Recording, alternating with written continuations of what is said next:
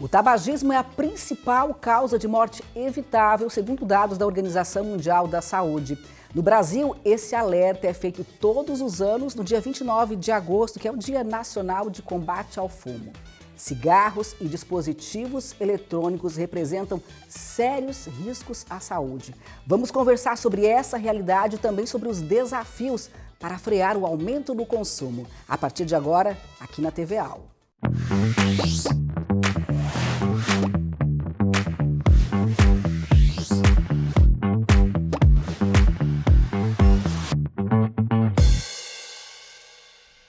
E para falar sobre o tema, eu recebo aqui no estúdio a doutora Leila John Steidle, que é doutora em pneumologia e também professora da Universidade Federal de Santa Catarina.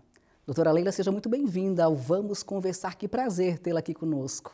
Olá, Rafaela. Eu que agradeço, honrada o convite para estar aqui hoje conversando com um tema tão relevante, né, e tão atual e que nós temos que discutir e conversar bastante. Exatamente, levar para a população informação de qualidade. Isso, que é o mais importante. Não é verdade?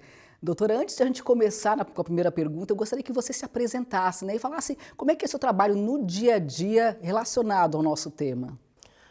Rafaela, é o seguinte, eu sou professora na UFSC atualmente e tenho um projeto desde 2008, que é o Núcleo de Estudos e Tratamento do Tabagismo, que vem trabalhando não só promovendo campanhas junto, como essa do dia 29 ou do dia 31 de maio, trazendo para os alunos informação e também para a comunidade, né, sobre os malefícios e os benefícios da cessação do tabagismo. Então a gente trabalha em campanhas, que no caso prevenção, trabalhamos nas escolas também com palestras, conversando com alunos, tirando dúvidas e também convidando a comunidade local a se tratar. E com isso os alunos aprendem a fazer esse tratamento do tabagismo junto com os grupos, né? Que geralmente a gente faz grupos de 10 a 12 pessoas da comunidade que são tabagistas, a gente faz chamadas regulares e eles recebem o tratamento com a abordagem do comportamento para mudar essa relação com relação que eles têm ao cigarro, né? Dessa dependência que a gente chama de doença, isso é importante, uma das primeiras informações é que a gente entenda o tabagismo como doença. Não como uma fraqueza, né, como falta de vergonha, mas como uma doença. É uma dependência como outra qualquer. E a gente sabe que a nicotina é uma droga que realmente leva a uma dependência muito intensa. Talvez seja uma das mais difíceis da gente levar ao tratamento. E o paciente tem que entender como que acontece isso, o que ocorre nesse tempo, né, de tantos anos de contato com o tabaco. Né? E, sobretudo, prevenção. Né, como doutora? que acontece. E também na prevenção, na questão dos adolescentes, né, eles têm pedido muito, os professores estão muito preocupados. Então, o projeto também tem grupos de alunos que eles conversam com os alunos na linguagem dos jovens. Isso é muito interessante. Se eu chegar lá agora e falar para o jovem, muitos vão ficar assim, ai, vem aquela professora, né? Mas quando um jovem chega lá e fala, tá ligado, cigarro eletrônico não é legal, vai fazer mal para a sua saúde, você vai ficar mais cansado, você vai tossir mais, você pode ter uma série de complicações. Então, quando um aluno que é tão jovem, está uma faixa etária mais próxima do adolescente, essa informação acessar, né? Chega com mais impacto e eles têm gostado bastante, têm tirado bastante dúvida. Então, tem essas vertentes, desde 2008 o projeto, às vezes com mais atividades, às vezes com menos. Já tivemos também um braço que trabalhava dando assistência ao paciente que está hospitalizado, também no hospital universitário, foi um trabalho que nós fizemos durante muitos anos e ainda continua. Então, o paciente que está internado, às vezes a primeira vez que ele tem a oportunidade de parar de fumar, depois de 50 anos fumante, ele se vê às vezes com um pé, com uma lesão vascular importante e ele fica ali 2, 3, 5 dias sem fumar. E a gente aborda, conversa, explica o que está acontecendo, que o fato de inalar o cigarro ele pode ter consequência na pontinha do pé e a partir do momento que ele tem essa consciência de parar de fumar, ele já vai ter repercussão positiva, né? Na questão da circulação. Então, isso é super importante, é disponibilizar esse tratamento, conversar com esses pacientes. Então, o projeto tem várias vertentes, vamos dizer assim. Pesquisas recentes têm apontado que voltou a aumentar o número de fumantes no Brasil, é isso? Isso. Então, deixa eu te explicar. Na verdade, assim, nós, em 1989, nós éramos 34%, quase 35% de fumantes no Brasil. E o Brasil, a partir disso, implementou várias políticas públicas de controle do tabagismo. Ele assinou um tratado epidemiológico que é a Convenção Quadro para Controle do Tabagismo. É um tratado internacional de mais de 190 países se reuniram para tentar, cada um no seu país, controlar o tabagismo. E o Brasil foi um deles. E desde 89 para cá, nós conseguimos reduzir de 34% para 10%. Nossa. A redução. Então, é uma redução muito... O Brasil é reconhecido, é premiado pelas políticas públicas que implantou durante todos esses anos, né? Então, nós conseguimos reduzir mais de quase 40%, né? Muito o percentual, por proibição da propaganda, aumento dos impostos, né? Disponibilidade de tratamento, várias coisas, as campanhas, que também são importantes, tudo foi implementado em acordo com a Convenção Quadro, que está fazendo 20 anos agora, essa Convenção Quadro, e o Brasil é signatário também dessa convenção. Esse documento da OMS, que saiu recente, agora 2025, diz que todas as políticas que foram implantadas com a Convenção Quadro conseguiu, no mundo inteiro, reduzir 1/3 a prevalência do tabagismo no mundo. O Brasil foi um dos que melhor conseguiu controlar, a gente lembra como era, né? A gente não poderia ir num bar, num restaurante, né? Sempre com cheiro de cigarro. Hoje a gente tem os ambientes, tem as leis. Hoje a gente acha estranho quando vê uma pessoa fumando, ao contrário de anos atrás, quando Isso, era praticamente normal, né? Isso, era o que a gente chama mesmo de normalização do tabagismo. Era absolutamente normal, né? Todo mundo fumar dentro de casa. Nós temos fotos de médicos sugerindo marcas de cigarro, médicos passavam visita ao leito dos pacientes fumando, discutindo o caso, estressado. Então tem fotos, né, que registravam isso. E com esse passar dos anos houve essa conscientização, as pessoas entenderam uma série de malefícios, né, de doenças, a circulatória, cardiovascular, câncer, mais de 50 tipos de câncer. A gente pode ficar aqui, eu acho que não tem nenhum órgão que fica sem ter acometimento numa pessoa que fuma. Todos eles têm algum prejuízo. Catarata, diabetes, todos têm, exatamente. Então, essa conscientização foi acontecendo, junto com as políticas que foram implantadas, e nós conseguimos chegar a um patamar aí de que podemos arredondar em torno de 12%. Né? Existem vários tipos de pesquisa, algumas a domicílio, como é o caso do IBGE, que vão nas casas, eles fazem os censos e perguntam diretamente a pessoas, e outras pesquisas são por telefone, mas que também são importantes, embora a gente questione, né, será que vai falar a verdade, mas ela também retrata a realidade. E essa que você se referiu é uma pesquisa chamada Vigitel, que é justamente uma vigilância pelo telefone, não só de tabaco, mas de atividade física, álcool também, e sempre regularmente saem dados, a não ser na pandemia, que ficou difícil, mas sempre saem dados que nos norteiam, né? E agora, esse dado de 24 sugere que nós tínhamos uma prevalência em 23 de 9,3 e subiu um pouco para 11,6. Né? Então, desde 2007, não se tinha registrado esse aumento de prevalência. Não é muito, mas já assusta. Chama atenção. Já chama muita atenção. E os dados, né, os grupos que apresentou maior dado, maior aumento, principalmente as mulheres, né? Então chama muito a atenção, mulheres foram de 7% para 9,3%, então esse aumento nesse segmento faz com que a gente pense mais, né, num grupo numa população que precisa talvez com uma abordagem mais específica nas campanhas, nos postos de saúde, né, dirigido por que essas mulheres estão fumando mais, né? E além disso, essa pesquisa que foi por telefone sugere que as pessoas relataram que 2,6% da população já usa o famoso cigarro eletrônico, que é essa repaginação, né, uma repaginagem do cigarro comum, né, que a gente chama, o cigarro tradicional. Sim, e que está bastante na moda, inclusive, né? Infelizmente, esse dispositivo eletrônico, esse cigarro eletrônico, que chama vapor. Vapor é o indivíduo que fuma, né? Mas então, alguns falam vapor, dispositivos eletrônicos para fumar, que é como a Anvisa relata, né? Definiu, né, nos documentos de dispositivos eletrônicos para fumar. É tudo que precisa de uma bateriazinha que aquece, né, uma parte metálica que faz um vapor a partir de um líquido, né? Bom, como houve essa queda de prevalência no mundo inteiro, né, a indústria ela também resolveu pensar que ela não podia perder tantos clientes. Público, então, isso, na verdade, existe também um negócio, né? Isso é importante que seja falado para as pessoas que utilizam, que os jovens que estão chegando, que eles estão sendo vítimas de um negócio milionário, né? E que as propagandas são mais ocultas, não são mais tão claras quanto eram, mas basta entrar na internet que nós vemos que é tudo muito dirigido ao público jovem, com um apelo muito tecnológico, né, fingindo que é uma coisa assim muito moderna, mas que na verdade já foram identificadas muitas substâncias, né, que são cancerígenas, são lesivas ao pulmão.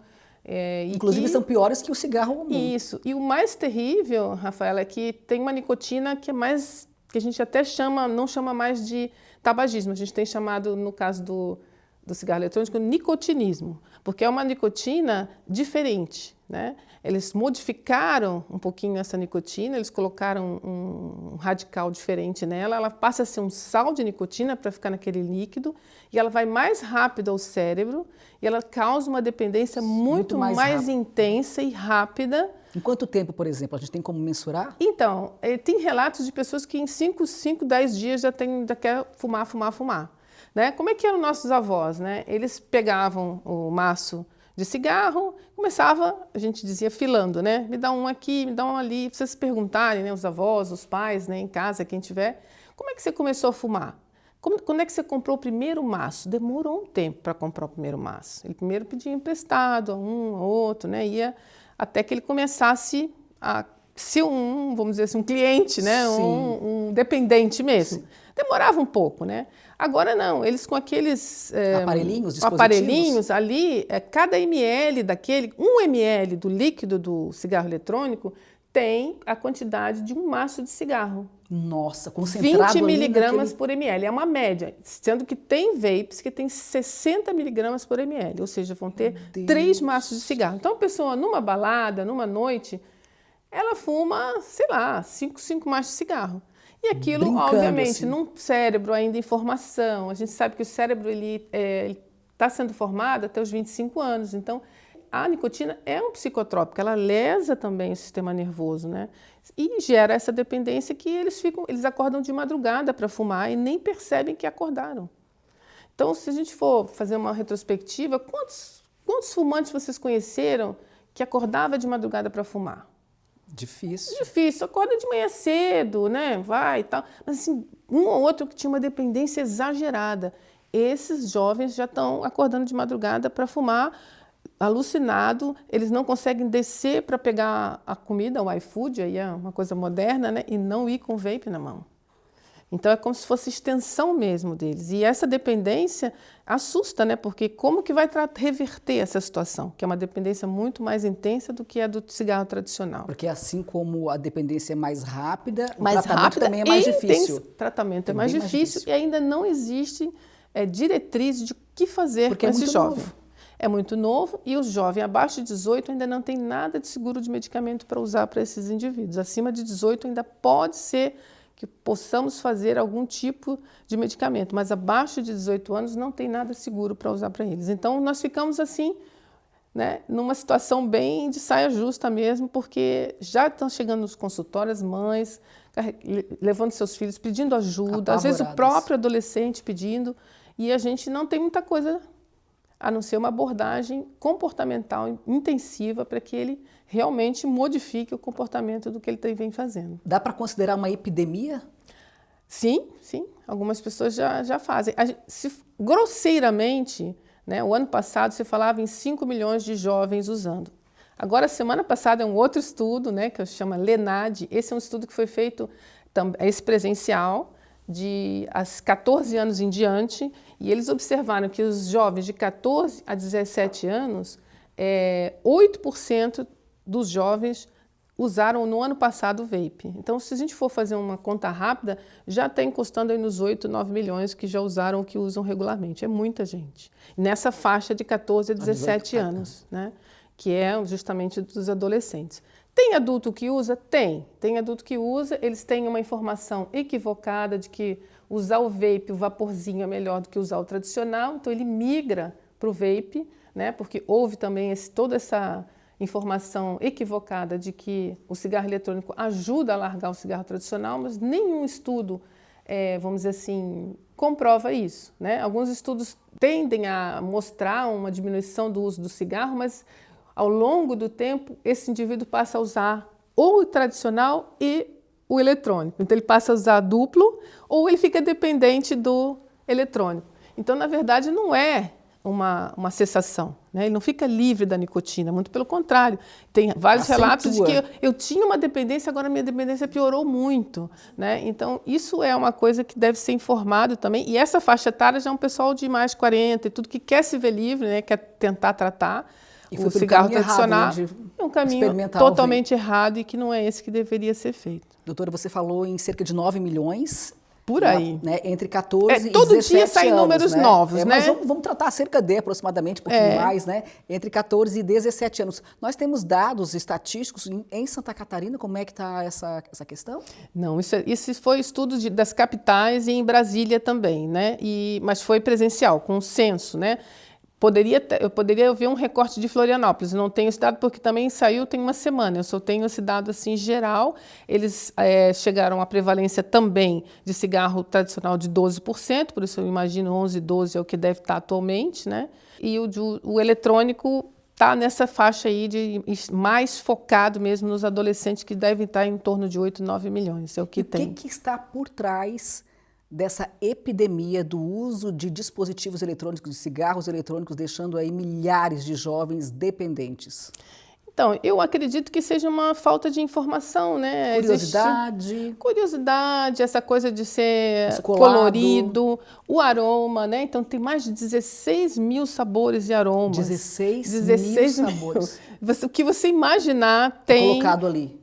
A pessoa escolhe se é melancia, se é cheiro de manteiga, se é cheiro de banana, o que ela quiser, ela pode escolher uma cartela de cores e sabores, né? Só que são todas coisas que são testadas para sabor. Por exemplo, a gente come uma bala de banana artificial, não acontece nada a princípio, só que aquilo foi testado para ingesta, não é agressivo, mas para inalar, não existe nenhum tipo de teste, a gente não sabe o que é esse cheirinho de melancia, o cheirinho de papaya, ou sei lá o que for, faz nas células respiratórias.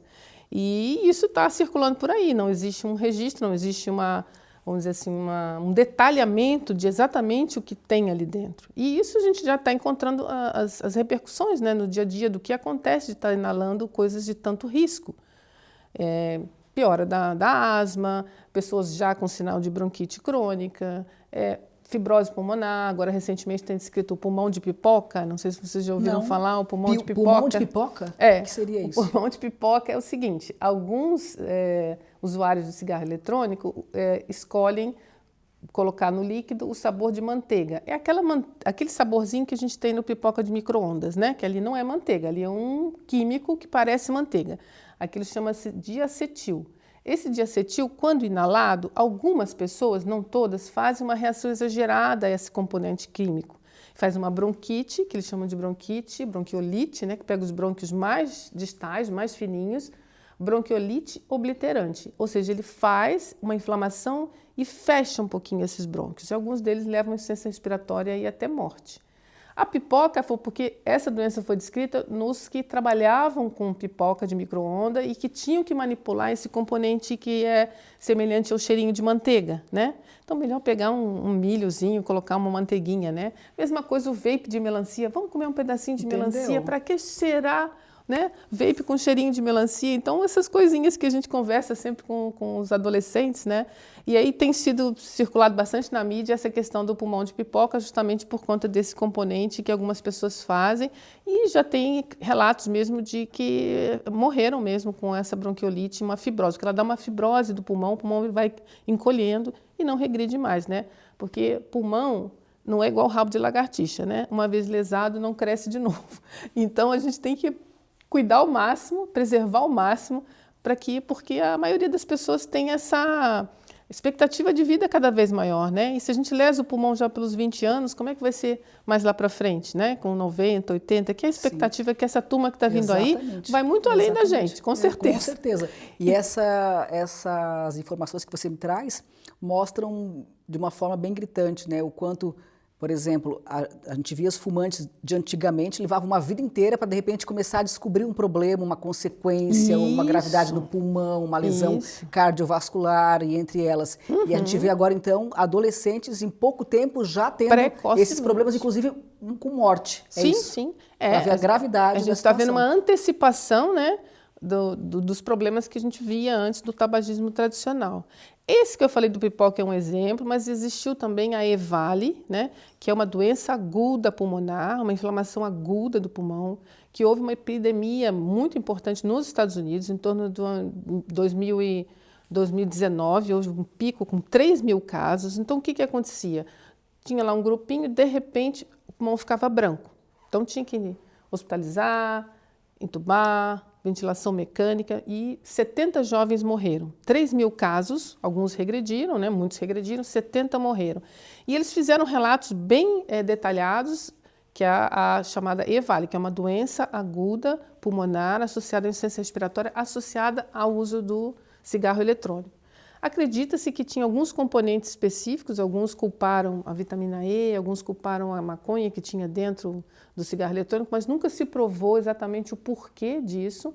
O fato é que logo em seguida entrou a pandemia e nos países todos onde estavam se usando muito o vape, não se conseguiu fazer uma notificação obrigatória para exatamente fazer esse vínculo nos outros países. Tanto é que no Brasil nós estamos tentando agora resgatar, porque estão surgindo os casos de EVALI aqui. Volta e meia a gente vê alguns influencers falando, meu filho quase morreu, ou algum cantor famoso que ficou internado, que o pulmão ficou branco, mas regrediu, que provavelmente são essas situações de uma doença aguda, muito parecida com o H1N1, ou o Covid-19, que as pessoas, muitos faleceram, né? Mas provavelmente por uma reação inflamatória exagerada, alguma coisa que foi inalada. E isso pode matar. Então, entender que é um tipo de uso, né, de dependência, que também pode levar o jovem à morte, né? Aqui nós não temos esses registros exatos, nós temos, na nossa especialidade, um ou outro fala, aquilo ali foi EVALI, aquilo ali foi, mas nós não temos os registros. Está se discutindo em termos de sociedade para que a gente faça a notificação compulsória para entender como que está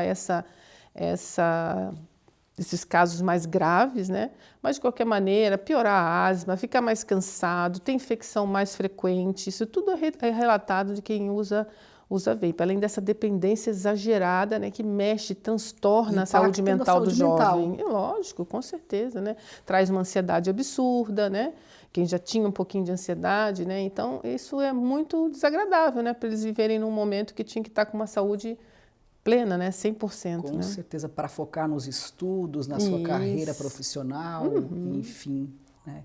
Estão optando por um dispositivo eletrônico que leva a graves consequências, graves problemas de saúde e também uma possibilidade de morte. Que triste isso. Doutora, você lida com esses casos no seu dia a dia, no seu trabalho na Universidade Federal de Santa Catarina. Gostaria de compartilhar com a gente um pouquinho como é que é esse dia a dia, o que você tem visto, algum caso que de repente tenha chamado a atenção, que tenha lhe surpreendido, para que a gente possa ilustrar um pouquinho, né, esse nosso tema. Então, assim, na verdade, eu lido mais com grupos de tratamento e, assim, curiosamente, dos grupos que têm vindo para nós, a gente faz chamadas na comunidade, não tem vindo muitos usuários de cigarro eletrônico, não. Os que vieram são o usuário duplo, o cigarro branco e o eletrônico. Mas é uma faixa etária um pouco diferente, que tem ido buscar tratamento, porque é um projeto dentro da UFSC, que é um projeto, vamos dizer assim, gratuito. E os jovens mesmo, a gente está desenvolvendo agora um trabalho para ver entre os estudantes e tudo. Mas, assim, internação eu não tenho relatado, assim, oficialmente. Até semana passada me entraram em contato, parece que teve um caso no HU, eu liguei para os colegas e tudo, a gente viu lá no Ciatox, mas não houve, assim, um relato claro de associação. Nós vimos relatos pontuais, assim, né, mas a associação é muito difícil de ser provada, né? Porque é complicado saber o que tinha ali, de onde veio, porque desde 2009 é proibida a comercialização, venda. Então, eles adquirem isso por diversas formas, principalmente pela internet. Então, vem de diversos lugares do mundo, a gente não sabe nem o que tem ali dentro, né? E, às vezes, tem a ver com aquilo, às vezes não tem. Então, é muito difícil provar. Por isso, né, alguns acham que a regulamentação do cigarro eletrônico teria esse lado positivo, de que a gente ia saber o que tem ali dentro, né? Só que, por outro lado, fica difícil, né? Porque... Como legalizar? Como legalizar isso, né? Porque a gente já sabe que faz mal. É diferente do outro cigarro branco, né? Quando ele foi, né, liberado ou parcialmente regulamentado, não se sabia exatamente. Então, agora fica difícil. Mas os países que liberaram já estão revendo, já estão também criando regras, regulamentando e até mesmo proibindo, porque viram que foi uma explosão, né, de utilização e uma explosão de doenças mesmo associadas, né? Mas assim, casos com UTI e tudo, eu confesso a você que eu não vejo com frequência aqui no nosso meio, mas a gente, quando tem os congressos, sempre tem os relatos. Sim, assim, né? Sim. Como combater esse problema? Então, eu acho que tem uma única palavra, informação, né?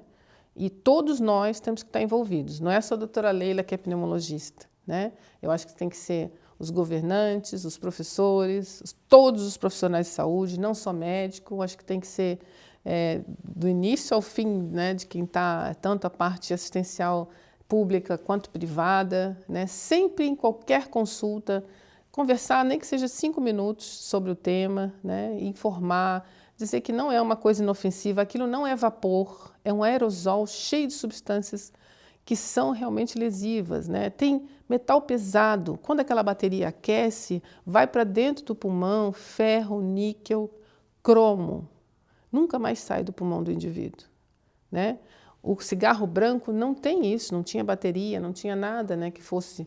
Mas assim, a gente sabe que pessoas que trabalham com solda, com metal, que tem no pulmão, inala essas partículas metálicas, nunca mais aquilo sai do pulmão. Então ele vai ficar dos 20 aos 80 com aquilo ali gerando uma inflamação desnecessariamente, né? Então, além desses metais, tem várias substâncias, né? O propileno glicol, que ele é aquecido, ele vira uma substância cancerígena. A própria glicerina, que é o meio que eles usam para fazer o aerosol, a gente não usa vapor, porque vapor é só água, né, vaporizada, não tem substância, mas é aerosol, porque ele tem a fumacinha com as substâncias em suspensão, e aquilo vai tudo para dentro do pulmão, né? E a pessoa não percebe o quanto que ela está inalando. O cigarro, o branquinho a gente acende né? A gente não, quem fuma, acende, acabou, daqui a não sei quanto, vai de novo. Aquilo ali não, ele vai continuadamente inalando, sem nenhum freio. Sem ter noção de quanto sem que ele noção está. de quanto que ele inalou. E ali vão todas as substâncias, né, lá para dentro. Os tais dos aromas, 16 mil aromas, cada um de um tipo. É uma química, assim como o diacetil é uma química, pode ter outro que tem um cheiro de abacaxi que vai lá e lesa o pulmão de uma maneira diferente, porque isso não tem estudo de como que ele altera o epitélio do brônquio, né?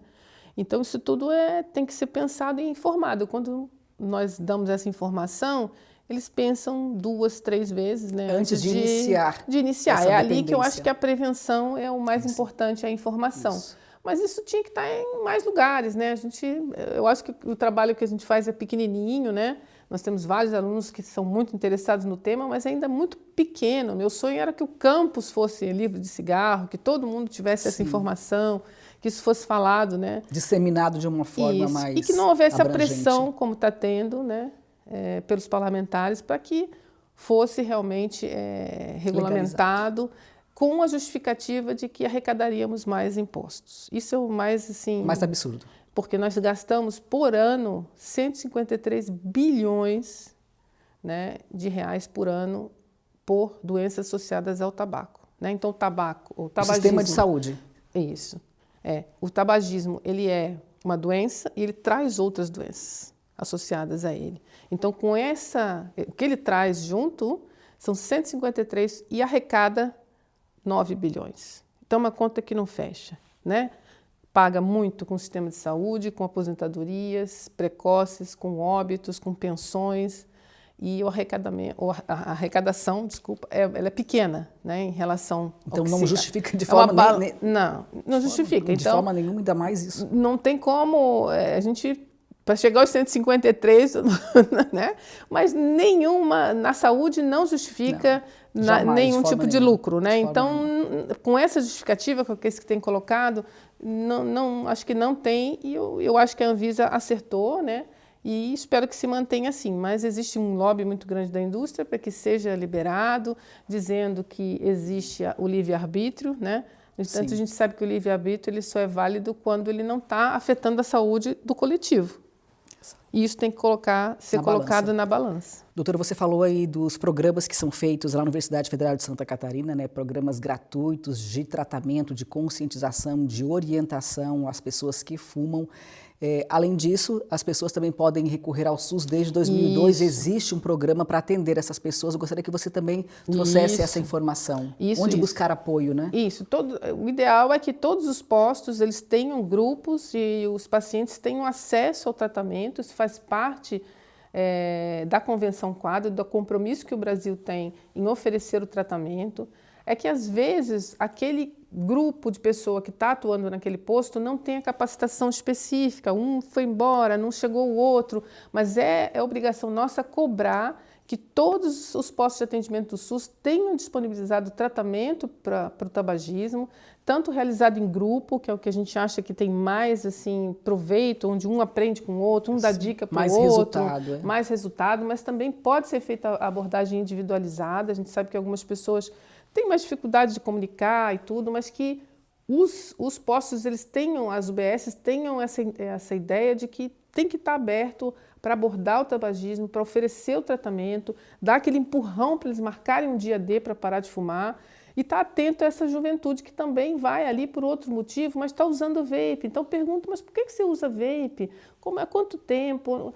Você não acha que devia parar com isso? Você não acha que você vai viver até os 90 anos? Quem sabe você preserva mais o seu pulmão? Aproveitar aquela oportunidade, né? Uma janela de oportunidade de que o jovem veio com a mãe que é paciente, está vendo que o jovem está com um vapezinho na mão. Então, esses profissionais de saúde têm que estar atento e já oferecer essa abordagem e já conversar, né? Às vezes é difícil, nós estamos no Brasil, às vezes falta um adesivo, às vezes falta a bupropiona, que é um remedinho que a gente usa, às vezes o grupo não tem uma salinha para fazer a reunião, mas aos pouquinhos tudo vai se ajeitando, né? Se não tem num posto perto da sua casa, tenta no bairro do lado, que às vezes lá tá dando super certo, porque tem 2, 3 enfermeiros capacitados, médicos capacitados para fazer. O INCA ele faz todo ano, 2 vezes ao ano, curso de capacitação para profissionais de saúde do Brasil inteiro. Agora, semana passada, teve uma capacitação para 6.000 pessoas online, 8 horas de capacitação. Estão todos aptos a começar os grupos, a começar o tratamento. Então, é começar a fazer e começar a tratar e cobrar isso dos postos. E buscar ajuda. Buscar ajuda e pedir que realmente tem. Esse, no caso do nosso ali, é um projeto de extensão, não é um programa, né? Sim. Então, mas é uma coisa que eu gostaria que fosse sempre mantido e adiante. A gente também tem alguns estudos, nós avaliamos, fazemos alguns estudos para publicação, que é interessante também. No caso, no SUS não tem essa pegada assim de também ter a avaliar dados e tudo, mas eu acho que de uma maneira ou outra, pedindo ajuda, eu acho que a pessoa vai conseguir. E às vezes o adesivo hoje não tem, mas amanhã já tem, e vai lá hoje, amanhã, a pastilhinha. O importante é estar se movimentando para parar com alguém que deu certo. Com essa dependência. Não fica achando que não vai conseguir, porque é possível parar, sim, é possível parar. Né?